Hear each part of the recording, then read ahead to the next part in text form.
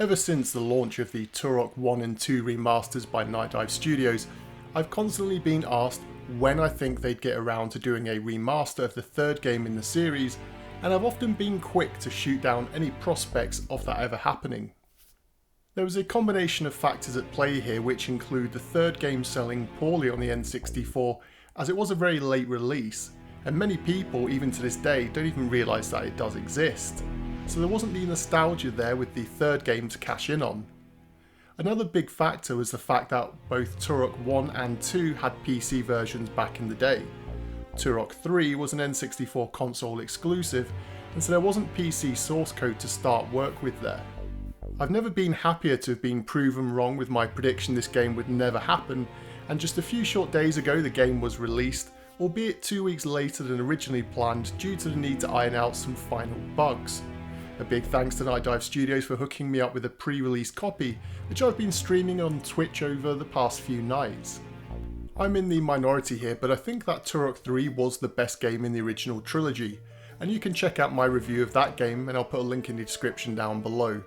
But when I did say that in my review of the N64 game many years ago now, people came at me with pitchforks, and I can understand that. Both Turok 1 and 2 are stellar games on the Nintendo 64, and naturally people have a huge amount of nostalgia towards them. I won't be reviewing the game today, but focusing instead on the remaster aspects and how it compares to the other Nightdive Studio remasters that have come before it. What makes Turok 3 Remastered stand out is that it's a more refined package than the previous two games. Although it is considerably more linear, and yes, any comparison here to Half-Life is well founded. I tried to avoid any other reviewers' videos of this game, but as soon as I saw that G-Man Lives put up his review on launch day, I couldn't help but take a watch, and in the most part we're on pretty similar views for this remastered version of Turok 3.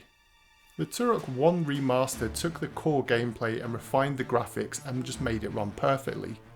The Turok 2 remaster went a step further and added some quality of life improvements such as the game's objective markers, which helped the game's insanely large levels become more manageable, and it made them more approachable for anyone who hadn't memorised the 20-year-old game maps. Turok 3 Remastered didn't really need the same level of improvements as seen in the two previous remastered games. But what you get here is perhaps the most important upgrade, and that's the game runs silky smooth, and the controls make this the most playable it's ever been. This I feel though comes at a very high cost. Part of the original game's challenge was battling against the limitations of the console's hardware constantly pushing itself to its limits. That naturally dragged out the campaigns in the game, and you had an almost trial and error approach caused by multiple deaths, which dragged out the gameplay duration. Admittedly, it was needlessly. Now unbound from these limitations, Turok 3 Remastered in a way shoots itself in the foot with how polished it is. With the game now running perfectly and completely bug-free from over 10 hours of playing from what I saw, it's almost so well polished it makes the campaigns too easy. Of course you can bump up the difficulty and play the game on an insane difficulty level like Oblivion, but for most people playing the game for the first time, which I think many of you will be, I'd estimate that you'll complete your first character playthrough in 4 or 5 hours, and your second character playthrough in 2 or 3. Spoiler alert, but as the game kills off the most popular character from the series, Joshua Fireseed, in the opening cutscene, you're then left with choosing to play between Danielle and Joseph, who each have their own strengths, weaknesses and weapons during the game. Whilst Danielle is bearable, Joseph just comes across as a tiny whiny kid, and aside from the game's ending, which I won't spoil here, there's very little by way of character development for either of them during the campaign. But it's clear this was perhaps being used as a setup for a Turok 4. Aside from a few subsections of the levels, you'll play the same campaign with both characters, which means after you've completed the game for the first time you should be able to rip through it on your second character playthrough, with only slight differences between the levels taking into account each of the individual characters' strengths. What doesn't help here is that the multiplayer mode found in the N64 version has been cut from the remaster, which means that once you've completed the two campaigns, there's not a whole lot more to do aside from try to achieve personal best speedrun times for completion. The Turok 2 Remaster had an active online multiplayer mode in the remastered version, but anytime I've tried to find other players, even after a few months that it was launched, I was met with radio silence. And I'm sure that Nightdive Studios used the online multiplayer statistics as a reason not to waste energy including the multiplayer modes if no one was going to play it. That being said, the multiplayer mode in Turok 3 did allow you to play against bots, and there was a surprising amount of content in that mode alone, as well as weapon mastery challenges which would have helped flesh out the playable content in this remaster. Like the Turok 2 remaster, here we get a fully voiced cutscenes to help drive the story, and this really helps the game, as although the story is short with 5 levels broken down into smaller seemingly progressive stages, the game is the most story driven of the original trilogy. What I didn't like though was that the small sections where the game loaded on the N64 had brief pauses in between sections of the level. I can understand it being on the N64 as the game was pushing the console to its limits, but in the Turok 3 remaster they remained, which momentarily breaks your immersion in the game.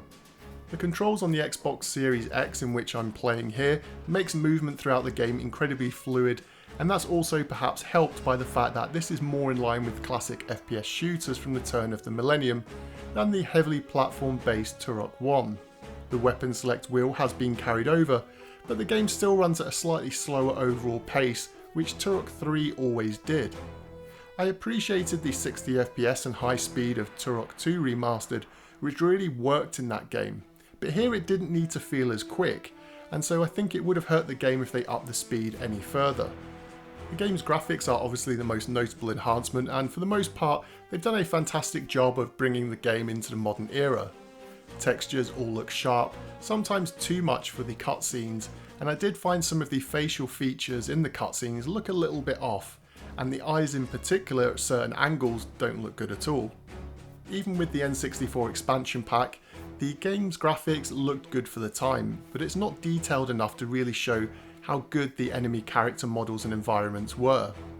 It's almost like this isn't how the final version of the developers had it for the game in their minds, and just didn't have the power or the resources to be able to fully deliver it. The bosses in particular stand out now as looking spectacular, whereas on the N64 the visuals could never do them justice. Overall though, this is a very well done remaster. It doesn't reinvent the wheel or alter the overall story or add new content, but what it does do here is greatly enhance the core experience. You get modern visuals, tight controls, and 2 campaigns to play through. In my opinion, it sits just above the Turok 1 remaster, but below the overall polish that the Turok 2 remaster had. It's just a shame nobody is ever in the multiplayer lobbies for that game. So what are your thoughts in Turok 3 Remastered? Did you pick this one up on day one, or were you waiting to hear the many reviews come out before deciding to pick this one up? Do you think that Nightdive Studios will ever round off the 4 N64 Turok games by remastering Rage Wars? Or do you think that the lack of people playing multiplayer in the Turok 2 Remastered online modes will kill off any chance of that idea happening? As always, let me know your thoughts and feelings, comments and views down below. And until next time.